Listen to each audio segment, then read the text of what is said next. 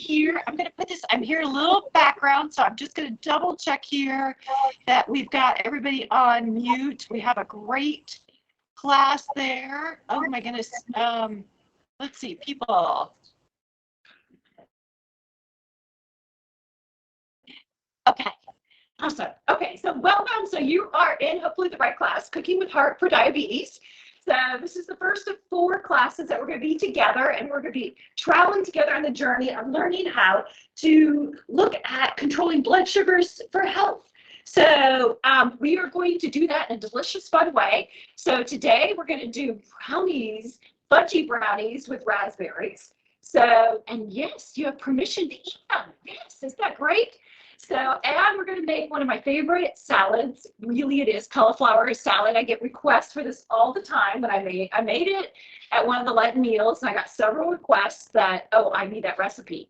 So, it's super easy to throw together, and there's a lot of variations that you can make on it. So we're going to do that. So today we're going to attack carbs. That's a big topic. We're talking about blood sugars. So I'm going to really clear up a lot of that confusion around carbs today. I welcome questions. I don't always know the answer, but I love looking up the answer and finding it out. So don't be afraid of asking. So, and you guys online, send them my way. If I miss it, I do always go back through the transcript and look at the chat questions. So I will then answer it the next class at the beginning if I miss it. Okay. Next week, we're going to talk about spacing out meals and snacks. A really important topic. Get into insulin resistance. You probably heard that term thrown around. Really important to know about.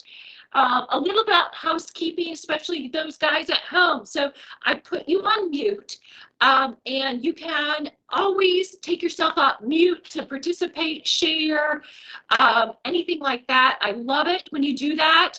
We will actually hear you we usually hear you pretty loud and clear. So hear everybody. We've got 20, it looks like 25 in this classroom right here that are here with you on this journey for the next 4 weeks. You can also send through chat. So there's a bubble. If you touch your screen with your mouse or your hand, whatever you have there, you should see some icons, and you want to look for a bubble for the chat. That's great. Or you look for a microphone with, it should have a cross through it right now. That means you're muted. Just tap it, then you'll be unmuted and we'll hear you. So awesome. Okay, a big thank you to Trinity Health Foundation and Genesis. They are collaborating together to support this in the community. The Quad Cities Diabetes Association too has sponsored this. So we're really thankful that this is available to the community. And I would like to, I have a guest here that she is going to share some really important things. So I'm going to spotlight Donna right now. So Donna, you are on. Hey, Teresa. Thanks for having me back. Welcome to Teresa's first class. My name's Donna Matt, and I'm a diabetes educator. I also happen to be a dietitian. Can you hear me okay, Teresa? Well, I can hear you, but I'm thinking that we need to, let me look at the device settings to see, because you're not hearing it real well, are you out there? Okay, so let me see. Try now. How's this? I'm a dietitian. No. Video, speakers. Try now. My name's Donna Matt. How's that? I can hear Donna. Somebody said they could hear me. Yes. Yes. Let's see. Diane. Okay, try it now. I'm a dietitian. We hear you now. Awesome. Go, Donna. Great. So my name's Donna Matt. I'm a dietitian and I'm a diabetes educator. And I work with 3 other diabetes educators in my office in Moline. They happen to be nurses. And we also have a dietitian diabetes educator in Davenport in one of the clinics. And we also have another diabetic educator who's a dietitian who works in Muscatine. So you're thinking, what's with all these diabetes educators? One couple of them are RNs, a couple of them are dietitians. Well, actually, a diabetes educator is someone who is either a nurse, a dietitian, pharmacist. You could be a social worker even, I think. But anyway, there are people who are already in the medical field who have a special interest in diabetes. And so our passion is educating people with diabetes on how to manage that and make it easier. So that's exactly who we are. And that's really our passion, is helping you to figure out your journey with diabetes, whether you're on insulin or if you're on oral pills or if you're on diet and lifestyle, which, well, everyone's on diet and lifestyle, right? So we spend a lot of our time in our education is emphasis on diabetes. So we are also partners with your physicians, and that's how we help keep you moving along and getting the best care and the best results for your diabetes that you can possibly achieve. So how do you get to see one of us, you may be asking? And it's a good deal. You should come. We do see patients by referral. So that means you would just ask your primary care physician. You don't have to be an endocrinologist doctor. It can be your regular doctor, that you want to come see the diabetes educator. And they will just send a referral to our office, and then we'll give you a call and we'll set up an initial appointment where we do an assessment of your learning education needs and what you want to learn. And then we go from there. So sometimes we have patients who are very interested in going to group classes, come to our conversation classes, conversation map classes, I should say, where there's 4 classes and we discuss diabetes. We also have those virtually. We do have one-to-one visits as well, where you meet one-to-one with the diabetes educator.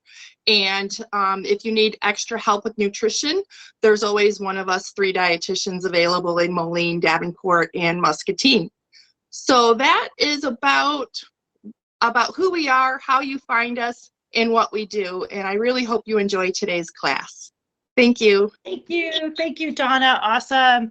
So yes, so those are services you notice in your binder on the second page, I think it is, in there, that you have resources. It's like the second and third have several of the resources in the area. So spend a moment there, and your visit should be covered by insurance. So that's something that you just call the diabetes clinic, whichever one you're affiliated with, and they will help you get the referral, get in, but take advantage of it, because when you meet with Donna or Karen or Ellen, the other diabetes educators, you will go away feeling great. It's not about, they want to empower you, and they do, and they're good at it. And they've been doing it for years. So take advantage, if you have a diagnosis of diabetes or pre-diabetes, of getting in there to see them, because your insurance will cover it. So, but call the diabetes center there. Okay, a little bit about the classes. So hour long is all we have together. So, but the first part, we will cover a kind of a nutrition component that ties into the recipes. I'll cover 2 recipes. You've got the recipes in your binder. The binder's organized week by week. Hopefully everybody at home got their binder. Let me know if not. And then at the end of each week, you'll notice that there is action steps. And there's a space at the top for you to take notes. You might need more than that. I've been told before that's not enough, but that's starting what your key points are. And then look at the action steps. We'll take some moments to pause, because I haven't covered everything you need to know for those action steps. But I really want you to consider setting an action step before we leave, because the really rich stuff of this journey happens between this week and next week, and what you learn about the journey. You may not make the mark, but the golden stuff is what you learn in between. Why it didn't happen, what's maybe a different goal to set, step, you might even, there's so many gifts in the journey. And when you set an intent, then you can go back and say, hey, this is what I learned, this is what I want to do, this is working, this is not quite. Okay, so what I want you at the end of these classes is to be confident making delicious food that controls your blood sugars so you can have the health that you want. So now on the first page in the binder, I've asked you to really think about what is it you want to get out of this class. So just really think about that, because it's yes, it's controlling blood sugars, but what is this going to enable you to do too? I really wanted you to think about beyond just controlling blood sugars, because once you have your blood sugars controlled, it will enable you to do more of some things or do things. So just really, dream big there. So I want you to put that into play in your mind. Okay, so now some things to think about. With every 10% increase in eating whole foods, plant-based eating pattern, you decrease your risk by 7 to 9% for diabetes over 4 years. Just by switching to whole food, plant-based foods, guys. If I can just get you to switch over 10%. Imagine that, just 10%, 7 to 9% decrease in your risk for diabetes over the next 4 years. Now, just by transitioning, you're going to slow down or halt altogether your possible, diagnosis of diabetes. So now those with diabetes, we have lots of research showing that plant-focused whole foods eating pattern results in decreased medication, increased insulin sensitivity, that's a good thing we'll learn about next week, and decreased diabetes retinopathy. All great things. And remission is possible. Do you ever think about that? Do you ever dream it? Remission is possible. Now, remission definition is the hemoglobin A1C of 6.4 or less. I'd really like you to get 5.7. Wouldn't that be nice? Yeah, or less. And off medication for 3 months. So that is what is defined as a remission.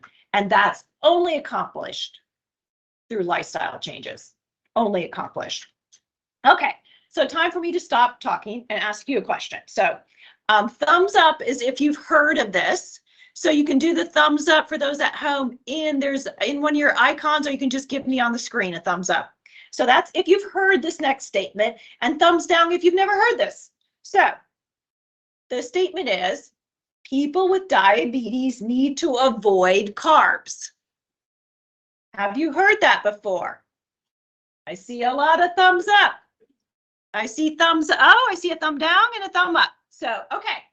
So we got a lot of people that have heard this before. So this is a common myth, and I'm going to debunk this and get a little more into the kind of what really we want you to go away with. So, okay. Now a little bit about myself. Do I have diabetes? No. However, I am very concerned about controlling my blood sugars because I know what a lot of people don't know is that if I keep normal blood sugars, which is, since I'm not diagnosed at this point, my blood sugars are kind of in the range, kind of like your thermostat, they're keeping in the normal range. However, I know if they start doing this in the normal range, up, down, up, down, up, down, what's happening on that steep incline with my blood sugar shooting up, but they're not going outside of what we deem normal. There is chronic inflammation that's happening in the background if I'm doing this regularly. And if you know anything about inflammation, chronic inflammation is not a good guy. It's something we don't want hanging around for multiple reasons. So I want my blood sugars to have a more even, gradual incline and a gradual decline. I don't want any drops ups and downs, irregardless of whether I have a diagnosis of diabetes or not.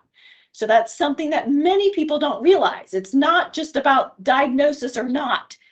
Health really has to do with a more slow incline and decline. And we're going to talk about how to do that. So, okay.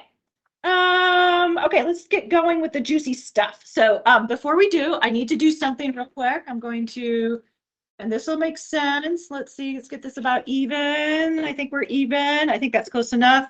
We stir, and then we'll get back to this after I present about carbs. So, okay.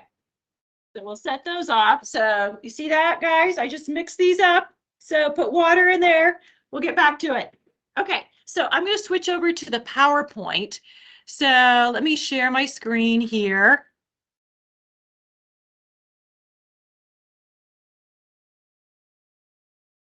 There we go. It's just slow. I know. Come on, it's the end of the day. So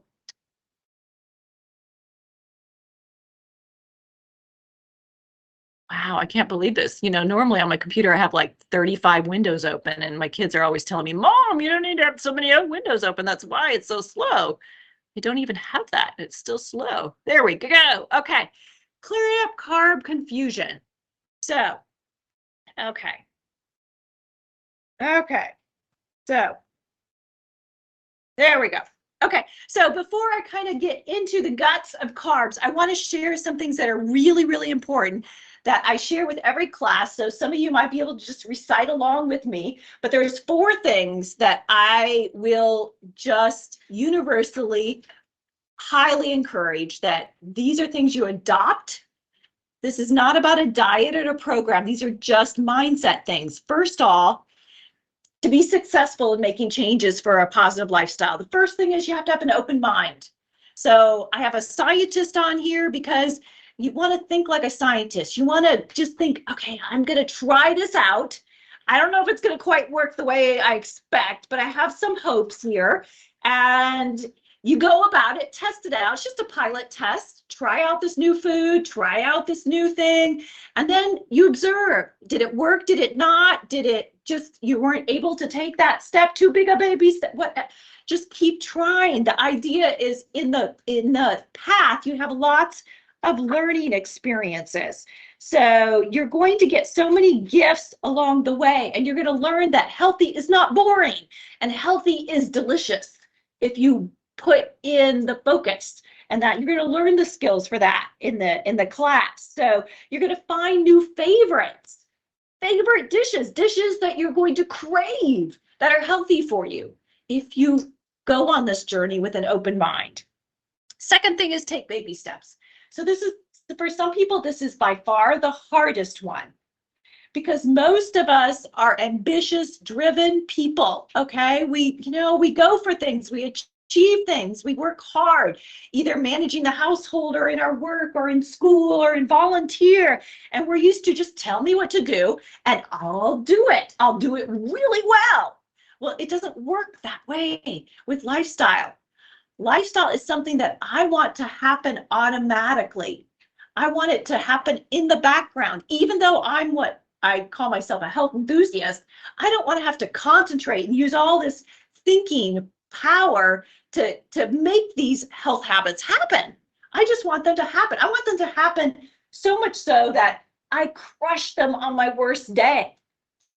So this is baby steps, really small steps, so that you are seeding the habit, and then you grow it and grow it to the full habit. But we take a baby step in the beginning because we just need to find the right location, timing, just going at it. We've got to seed it. And once we get those roots for that habit, then we can grow it. And then it will stick, so that on this horrible day that you have, stressful day, I'm sure you have never have any of those, but in case you do, you want this habit to happen so much so that even that if something happens, that you miss it, you're like, oh my goodness, something happened. I'm missing something. What happened? I feel odd. I didn't do that. I didn't eat that. I didn't prepare that. I didn't do my planning. So these are habits that you have to take baby steps. So I don't want you to just say, I'm going to do it, Teresa. I'm going to do everything in this book. No, I want you to take baby steps. It's a journey. I'm on a journey. I'm healthier than I was 5 years ago. And I'll be healthier in 5 more years because I'm going to continue to take baby steps. There's so many things I can do in so many different ways I can do this, a healthy lifestyle. Okay, have self-compassion. This is really important. We're pretty good at beating ourselves up and berating ourselves. That doesn't help. Having guilt and shame, it doesn't help encourage you and inspire you, but we do that. So Be your best friend. Yeah, things are gonna go awry, but just brush yourself up, get up and say, you know what, this happens. You're gonna burn something, put in too much of something, forget something, you buy the wrong product. Oh my goodness. But learn from it and just be kind to yourself.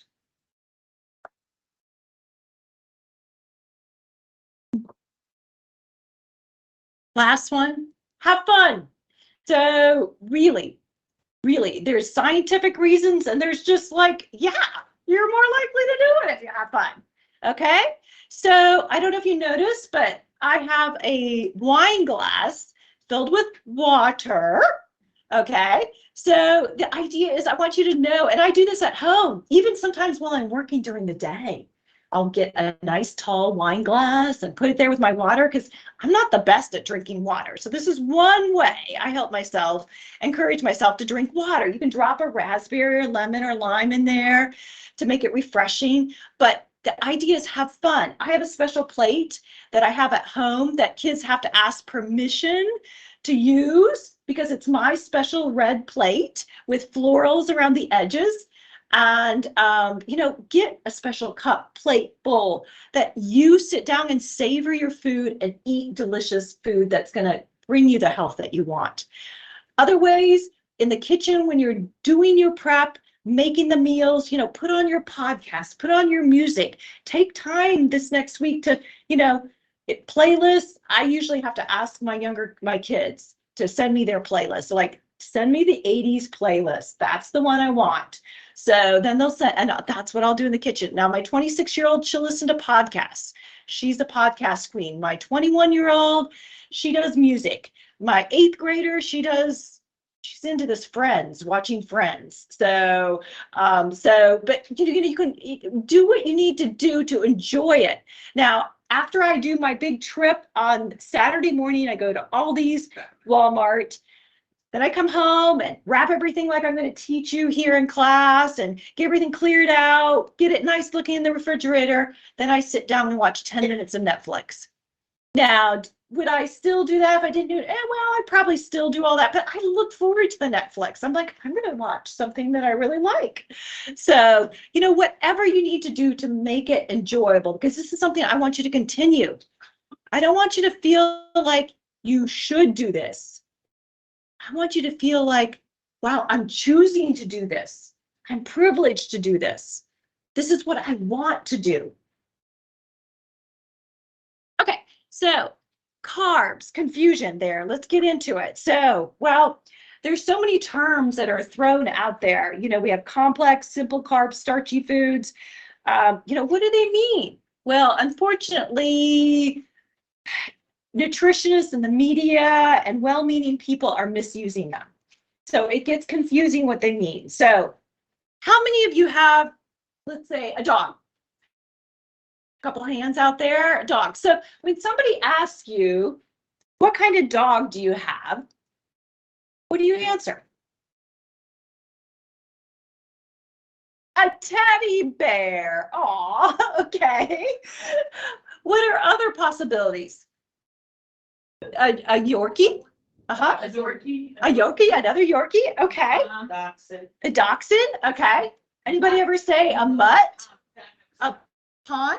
A Pomeranian. Oh, Pomeranian, okay. So anybody say like a Heinz 57 or a mutt? Okay. Okay. So what I'm trying to make the point of is that these are all terms, but they're not all specifically breeds.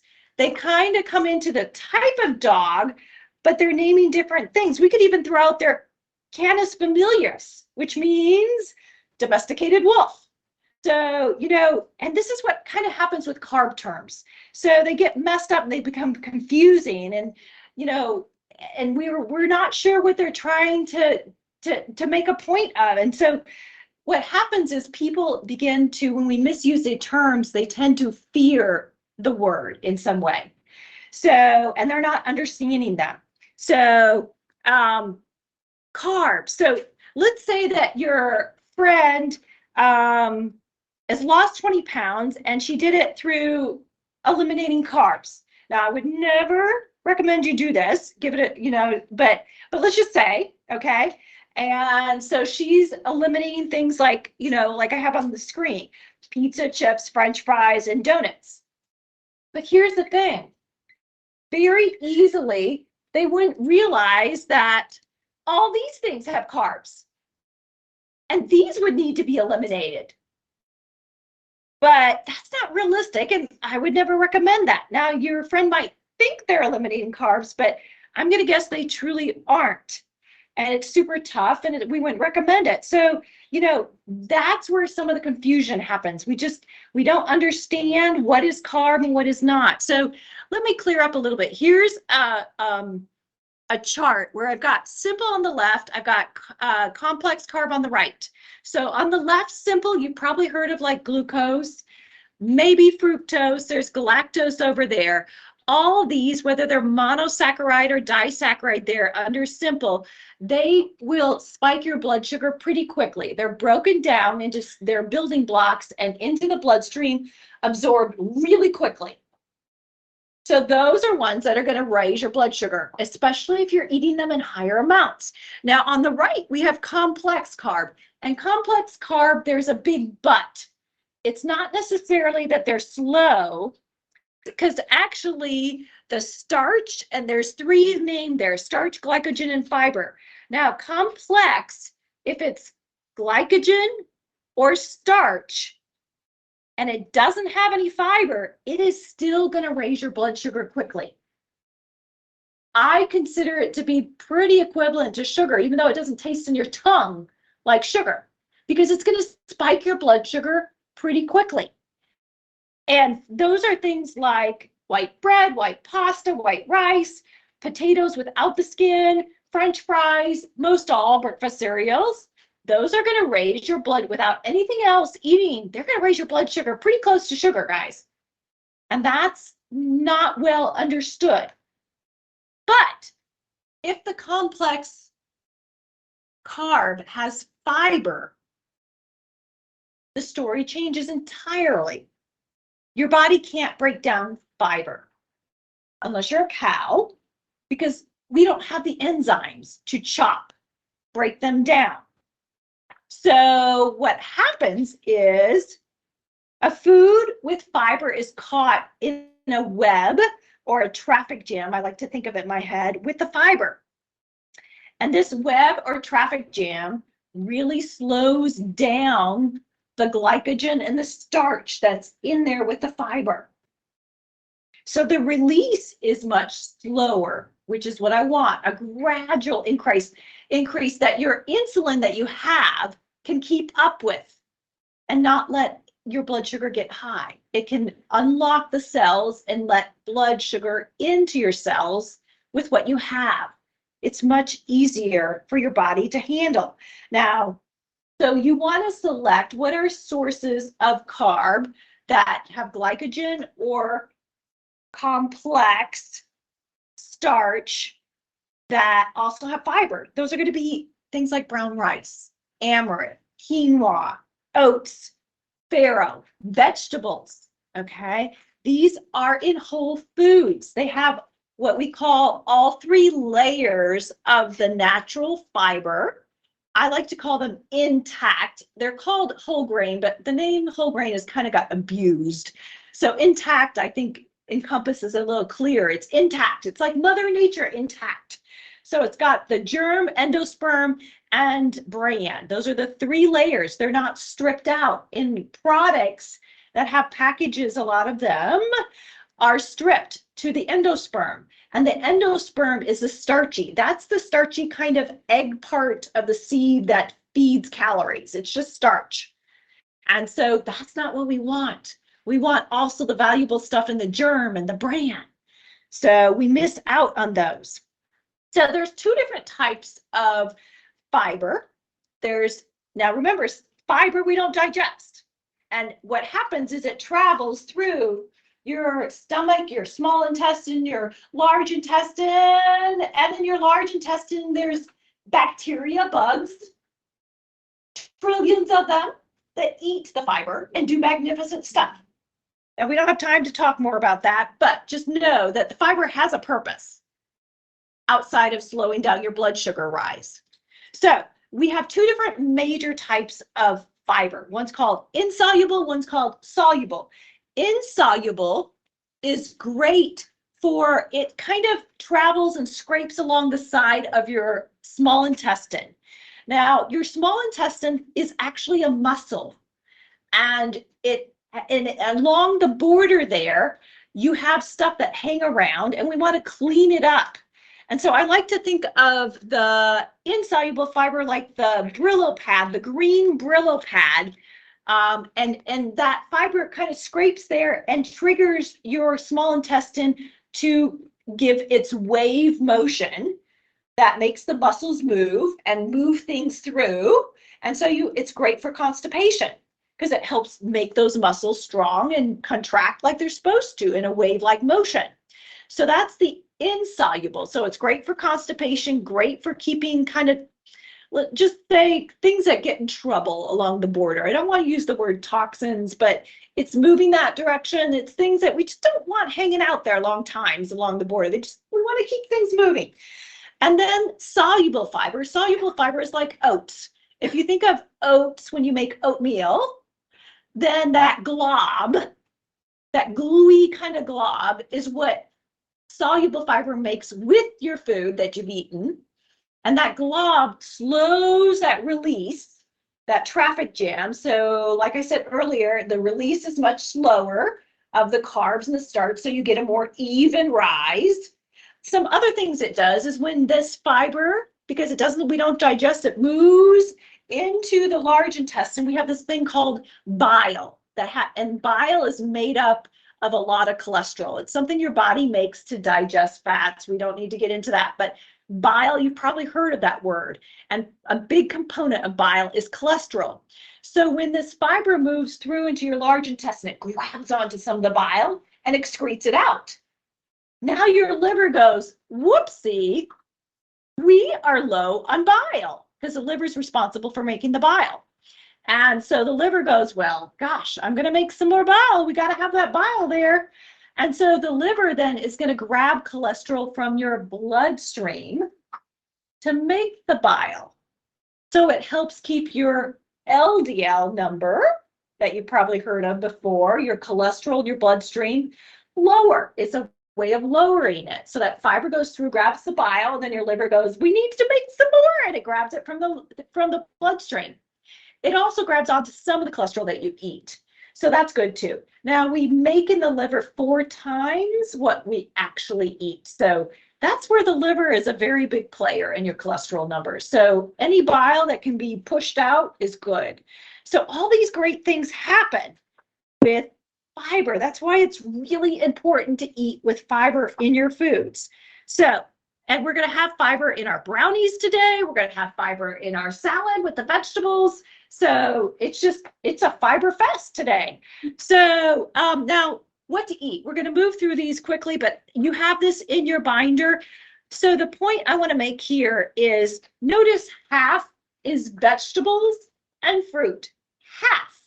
Now, most Americans are not even close to that. That's why tonight I'm making a delicious cauliflower salad that you're going to be hooked on so that you can start to get closer to that. Then 1/4 whole grains. Those are the intact grains. I also kind of plop over there your potatoes and your corn. Those are what we call and peas, starchy vegetables. I like to put them over there. So 1/4 will count any potatoes, grains, and peas and corn over there. And then 1/4 is healthy proteins, quality proteins. Those can be beans, fish, nuts, and chicken, and a teeny little bit of red meat. Okay, so that's what we want to move towards. Okay, we're moving that direction. Don't panic.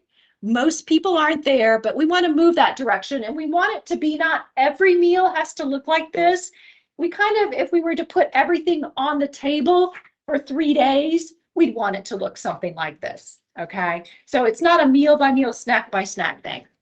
Okay, so we know from research, thank you very much for putting that down, Mediterranean eating pattern is the healthiest way. When I say Mediterranean, you don't have to be getting out the Greek cookbook. It's just things that are emphasizing nuts, whole grains, fruits, vegetables, beans, fish, smaller portions of meat, dairy, using local foods, that kind of thing. So a lot of possibilities. And the last thing that I want to mention is what we're doing here in these classes is not a diet, is not a program. It's a eating pattern. It's a way of eating. It's a vision for eating that allows you to eat a variety of foods, a variety of different cuisines, and have some wiggle room for some foods that may not be as nutrient dense as everything that you're eating mostly. So it is livable. So it's a pattern. It's not a diet. So, and crash diets, so crash diets, you lose weight. Yes. You lose water. You lose fat. You lose muscle. Ow. We don't want to lose muscle. So a lot of people can get the number on the scale down through crash diets, but they're not really getting healthier. And I know we get glued to that number. We get glued to a lot of these things out in our external focus, but it's really not the healthy way to go. And a lot of people, we end up unhealthier over the long term through crash dieting. So we're not going to, that's all I want, the time I want to spend on that. So, okay. So last thing here, I've got the action, a couple of the action steps. I want you to start thinking about what baby step you want to start doing. So you can see these are very doable. Incorporate more plant-based food in one meal. Incorporate additional serving of whole grain like brown rice, quinoa, farro, oats next week. Those are doable. So find what is doable. You know, go with the lowest hanging fruit, so to speak. What is the easiest thing? Get that going. Okay, so time to cook. So I'm going to make a guess. Let's go for brownies first, okay? So let me get my camera. I'm going to, let's see. I've got to do, it takes a second for me to like go in here, settings, device settings, and I'm with camera because I want you guys at home to see my hands. Oh, before you see my hands. Okay. Whoa. Okay. So here. I have this here. So this is soluble fiber. It's psyllium, actually. You get in the grocery store, that's psyllium, that's soluble fiber, okay? And this is wheat bran. So this is insoluble fiber. So, and I kind of have my little signs here to help you guys. So soluble fiber is oats, fruits, vegetables, beans. Insoluble fruits, vegetables, skin of things, whole wheat. So, I mean, they're both in everything, but just so you get an idea, that's kind of where they sit. So, okay, so remember the insoluble fiber kind of is like in the sponge. It's the Brillo pad. It scrapes the side. So you can see here a little bit how it separated out. It didn't separate out so well, but it separates. It doesn't dissolve, okay, in there. So now this one's soluble. So this one creates that glunk like oatmeal does. So, and it does this. So watch. On 3, I'm going to tip this upside down. You ready? 1, 2, 3. That's what it does with your food. Okay. So yeah, hopefully you're inspired by that. So yes. Sorry. This is psyllium.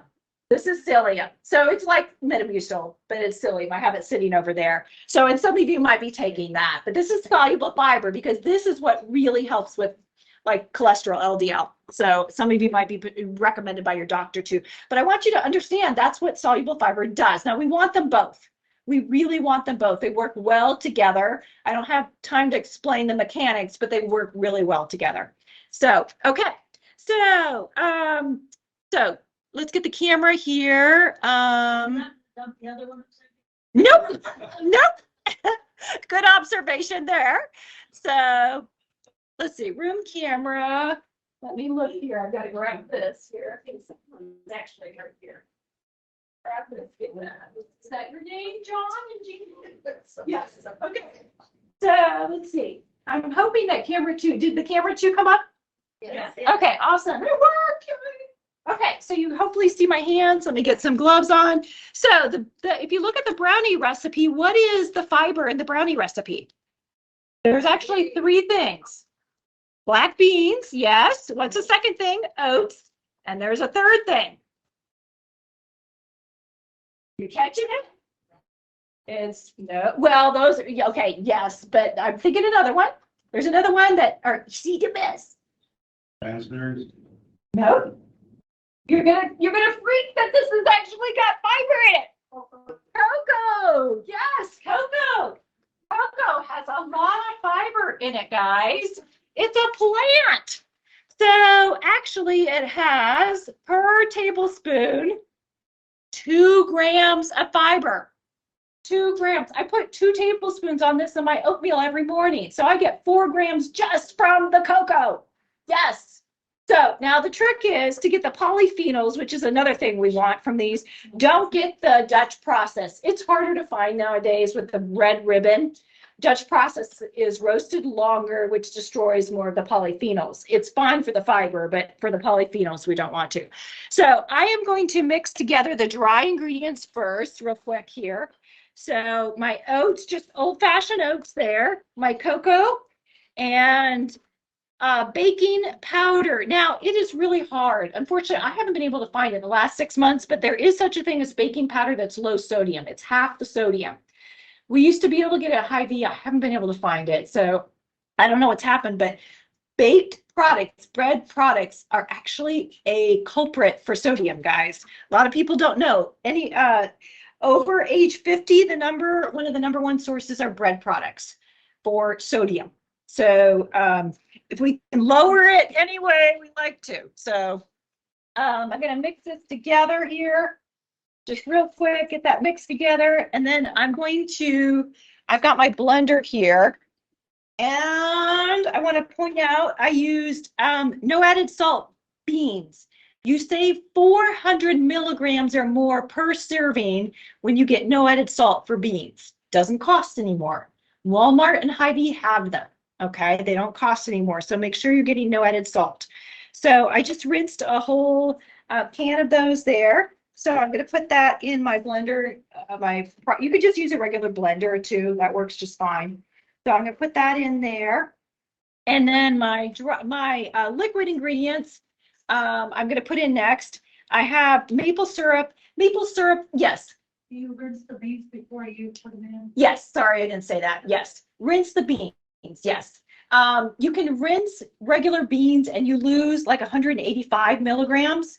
But that's still not as high as 400, okay? That's why we go with no added salt if we can.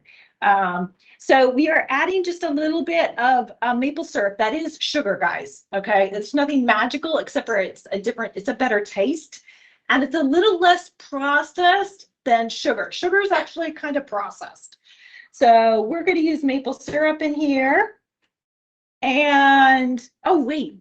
Oh, I have the wrong one. Okay, no wonder. Okay.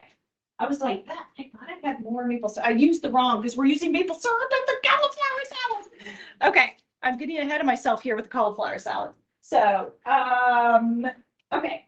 So we're just going to estimate here, like, there we go. Okay, we're going to put you over there. So, yeah, okay. So we got vanilla. Imitation, perfectly fine. So I'm not going to add my chocolate chips because they'll fall to the bottom. You know how that is. So we want them, even. So, and then I'm going to add, if you have a regular blender, make sure you add your liquid ingredients that's closest to the blade first. Otherwise, you're going to be have a real hard problem blending it around. If you have to add a little water to get it, because it's thick, that's fine. So we're going to add our dry ingredients here, and that's about all we need to do, and just blend it up. Let's see how this goes. So this is the first time I've used the smaller blender part. So yeah, you see how cool that is? So I didn't want to use let's see, where's my lid? Let me put this onto my hat. My lid is, okay, I've lost my lid, guys. What do I do with it? Lid. Oh, it is. Well, actually, I thought I had the other. This is so confusing, this blender. So you don't see another, I swear I had the other, okay, that might be it. Okay, okay.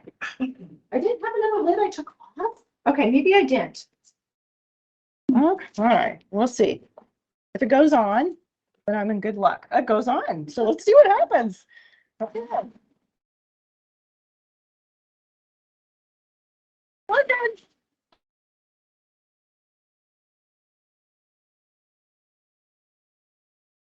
You have so many lids up there and stuff. I was like, I thought it was, this thing is confusing me. I've never used this. Okay, perfect. It worked. Yay, we're getting brownies. Okay, so the other thing is, here's my 8x8 pan, and I sprayed it with nonstick. So here's something to pay attention and check in your cupboards. Make sure your nonstick is olive or canola oil, but not diluted. And the only way you're going to be able to check that is to look at the ingredients and go, okay, let's see, virgin olive oil, soy lecithin, nonstick agents, that's fine, okay? So it has to have some to make it spray, but just make sure it doesn't have palm in there, because sometimes they have this small little word that says diluted, and then you've got other stuff in there. So make sure it's just olive oil or canola oil in your nonstick spray. So I've sprayed that. So now I'm ready to take this off. So let me put it in, let me get a clean bowl here to put that in. I'm going to mix my chocolate chips in, and then we're done. That's it. So pretty amazing how that happened. So what's his name? Sayangin. Are you excited to try brownies? Yes. Do you like chocolate? See, and chocolate's good for you. So yeah. Okay. So here's how it looks. It's thick. You'll see bits of the oats in there, that's fine. And actually, I'm not, oat flour we can make and stuff, but there's no reason for this. This recipe turns out just perfectly. And the fiber it kind of takes your body a little longer to break down a flake of oats versus a flour of oats. So that's another advantage. So chocolate chips, we're just using mini, regular, semi-sweet. I can't find mini dark. The dark chocolate chips around here are like huge. They're like the big ones. And when you cut 16 in a pan, it's a pain because you go in the middle of a chocolate chip and then you got to eat it. So yeah, so it just doesn't quite work. So, okay. So it's thick batter. So steel cut oats are great. I wouldn't use them. You could try them and let me know what happens. I've never tried that. So it's, the oats are giving it some thickness to it, body to it. So it might work. So steel cut are less processed. Steel cut and groats are the least processed, and then traditional, and then quick. Quick is just chopped up traditional, and then instant stay way away from. So instant has all kinds of stuff added to it. So they try and make them fancy and they charge you more. And we're just going to press this out, and it will cook for I think 20 minutes, and then you need to let it set. It's very hard because you have to let it sit before you cut it, because it will kind of crumble if you try and cut it while it's, before the 20 minutes to set. It needs to set up. So there we go. We're going to put this in the oven, but I have plenty here. So, oops, look how this got turned off. Oh my goodness. So, okay. It's turned off. Okay, I'm not going to put that in until that gets up to temp. Okay, so cauliflower salad. I know we're getting close on time. I do, okay. I forgot to do this. So, okay, at home, okay, you can't see at home. So you guys, I want everybody to just stand up. Just stand up and then sit down. Just stand up, do a little stretch. There we go. Thank you, at home, and sit down.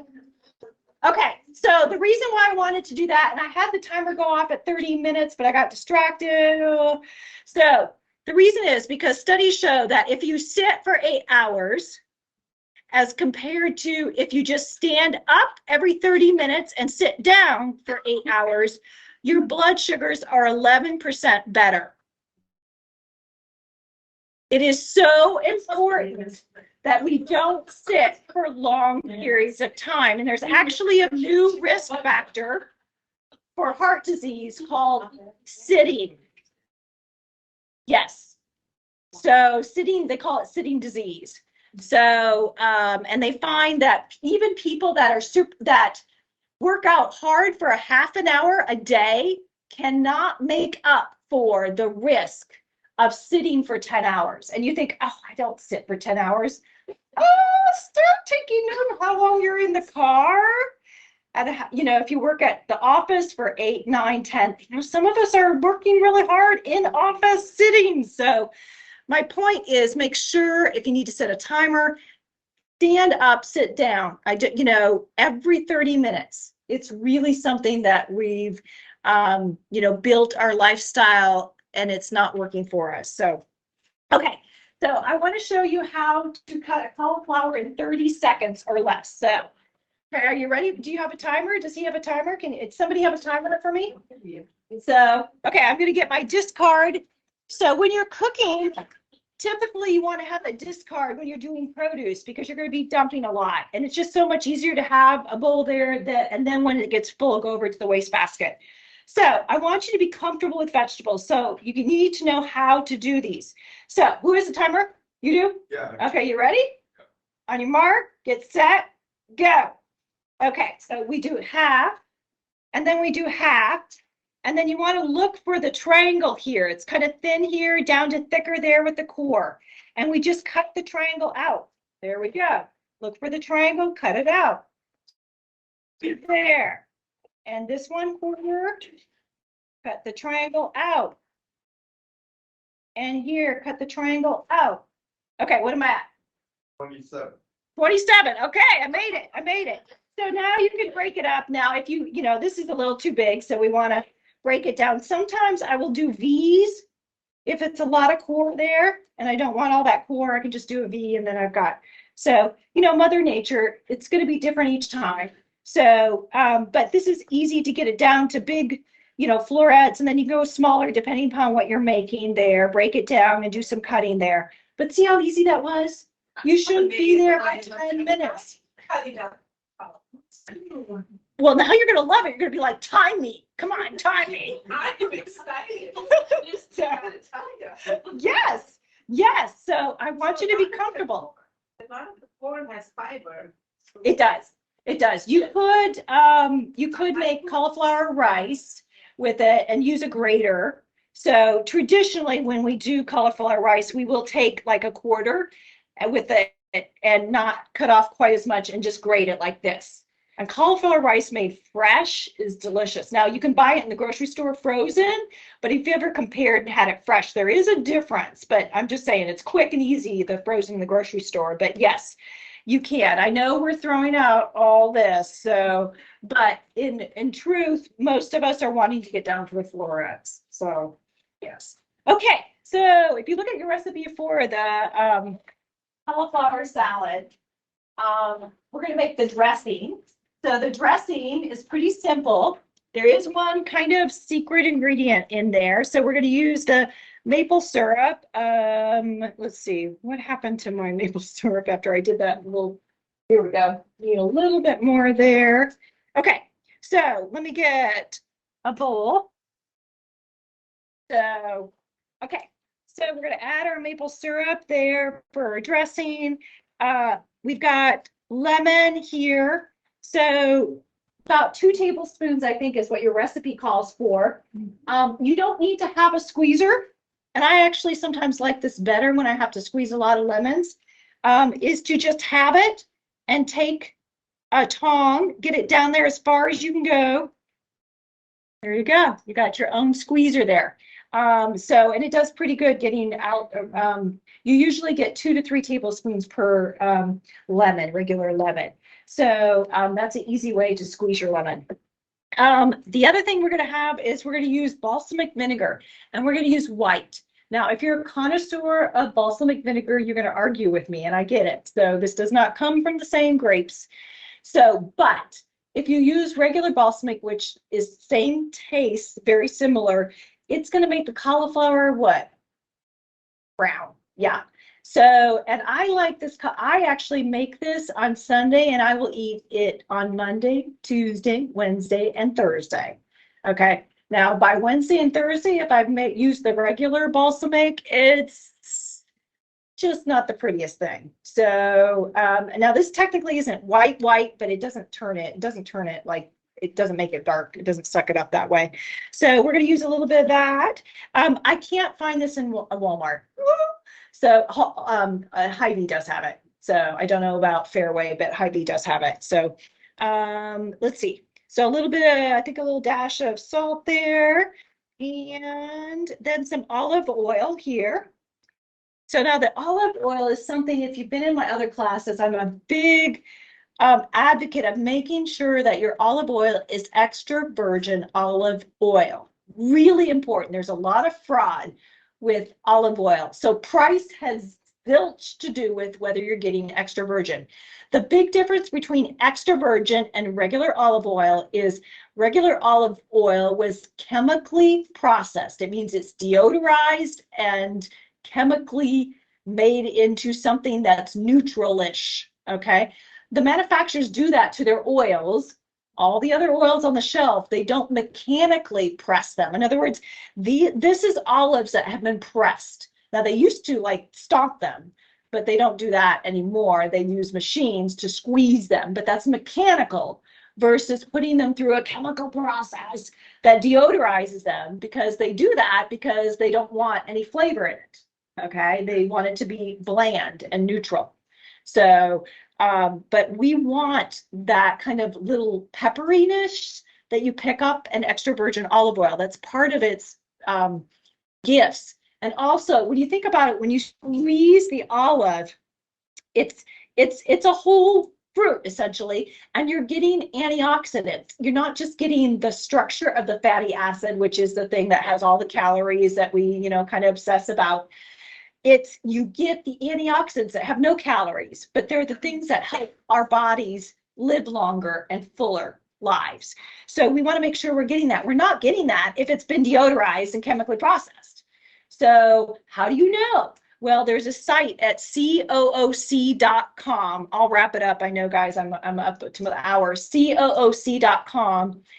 It's a little tough to navigate, but it's the California Olive Oil Council, where bigger companies will pay to have their oil tested and on the list if it passed the test. Now, if you're a small estate in Greece, you probably aren't going to pay for that. So you've got to do some research if you have like some other olive oil. This one I've researched. It's not on the list, and that's a big, long discussion because it uses the word California in the name, and COC didn't like that. But Kirkland, their olive oil, their extra virgin olive oil is on the list there. Colvita is on there, I believe. I have it here, actually. What's it called? No, it's called Cobrain, not Colvita. Cobrain is on there. And you can see the COOC, there's their certification. There's an international certification that's hogwash for the international olive something. There's a European one, it's hogwash too. There's too much money involved, guys. So I just don't trust them. So they have not cleaned up their act. They kind of act like they're going to. I haven't seen evidence. So you just have to be careful, because I want you to get the benefits of olive oil, because we have research clearly showing that your LDL can go down and that chronic disease is better when you have extra virgin olive oil in your diet. Okay, so I want you to get those benefits. So okay, so this is the dressing. So let me grab my grab this, and I found the raspberries. I knew there was something I needed to put out here. So cauliflower. So I'm doing double the dressing. That's, if it looks like it's a little more, I'm doing doubles to make sure everybody has plenty to eat. So instead of using pomegranates, I'm using cranberries here. So I'm going to toss that. I've got my apples here. So I'm going to toss the dressing here. Let me mix that up real quick here. I toss that, and just old-fashioned way here. Gonna mix that up. And I cannot get at Hy-Vee pistachios at Walmart. I can, the lightly salted, which I love, but we are going to, you can substitute. I do love pistachios, so we're going to use unsalted dry roasted peanuts here. So for tonight. One last thing, if we have a second here, if you can hang with me. So I'm going to mix this up, but the nice thing about this is we didn't have to blanch a cauliflower. A lot of times with cruciferous, we blanch it to make it milder, but because we have the balsamic as a more robust vinegar with a little bit of sweet from the maple syrup and the green apples. Notice I use green apples. Now you can substitute another apple, but I'm telling you the sourness, it doesn't like this here. My oven talks to me. The sourness of green apples matches with the robust of cauliflower. Cauliflower is a strong vegetable unless you roast it, then it milds out. But just plain raw, it's pretty brisk. So you want to match it with strong, a little bit of sweet, a little bit of sour from the cranberry. If we had pomegranate, that would be nice. So you can see here, I'm going to mix this up here. So pomegranates are out of season right now. They're usually the fall through like January. The nice thing is a pomegranate, though, if you get one, it will stay good for like 4 weeks, guys. It may not look pretty on the outside, but when you crack that open on the inside, it is Christmas red beautiful. So if you have a pomegranate, I want you to know real quickly how you de-seed a pomegranate. So there's a very easy way. You just, let's pretend this is a pomegranate. Okay, this kind of looks like a pomegranate, right? Okay, kind of. So you want to cut it so you've got it down this way. You want the top and the bottom here. I'm going to cut it down the center there. So here's how we do a pomegranate.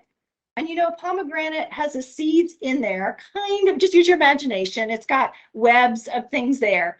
So the idea is we got to get the seeds out. And you could spoon it and spend, you know, an hour or half an hour there spooning it out if you wanted to. Or you can take either a metal or wood, and this is not the best because this is actually has too much give in it, but something metal, like even using the other end, but I have using this. But what you do is just take your fingers like a web and put the pomegranate over the web there, and then you go. And just when you start to be like, oh, this feels so good, the stress of my day, they will start falling through, the seeds will. And you just keep, oh, I've got a few seeds there. You just pat over there. Okay, if I go too hard, I'm going to make a mess. But that's how you get pomegranate seeds out. And pomegranates are wonderful for heart health. They're wonderful. They've got so many antioxidants. They are, wow. So I do want you, you know, and it's very expensive to get the pomegranates in the container already de-seeded, and they don't stay as long. I was so disappointed one time when like 4 days later, they tasted like wine when I had them. I was like, ooh. So get the, you know, get the whole pomegranate. I want you to be confident making them. They're a great snack. They're great to add to salads, to all kinds of things. So now, last thing, action step. So you have your action step half there. I want you to leave one here with your name, and I'll just that way you have it here so you don't end up forgetting it for class next week. We have look at your action sheet, those at home, and I want you to circle or check one of those there. I want you to take a moment to do that. You can leave one here and you can take one with you, or you can take a picture of it, or you can check it off in your binder. But I want you to, it's not about, I'm not looking for, you know, people that make their goal every week. That's not the point. The point is this is a journey that you're learning yourself and you're learning what works for you. And so the only way you're going to know that is by trying and coming back and going, you know what, this did work or this did. Maybe this was the wrong timing, the wrong thing to go for. Maybe I need to go for a smaller step, a different step, but it's all learning, guys. Okay. So maybe you figured out you need to get some stuff in the household before you go this step. So we all learn. So thank you. I know I'm over. I'm going to wrap it up. And next week, we're going to have a lot of gorgeous snacks and delicious snacks next week. We're going to make quinoa mini burgers, and we're going to make roasted sweet potatoes. Yes, you're allowed to have potatoes while controlling your blood sugar, and sweet potatoes are awesome for controlling blood sugar. So we're going to do that with a garlic dip. And then I'm going to have, I just might bring some, you know, chocolate rice cakes with blueberries and shaved chocolate and peanut butter for you to have here. So that's another snack. And then there's bananas and peanut butter with a little bit of non-fat Greek yogurt mixed in. So there's all kinds of creative things we've got for in store for next week for snacks and talk about meal timing. So thank you. I recorded this. I will send out the recording and then give me a couple days. It takes a couple days to get it edited and give it to marketing, and they get it up and they give me the link and then I send it out. So thank you.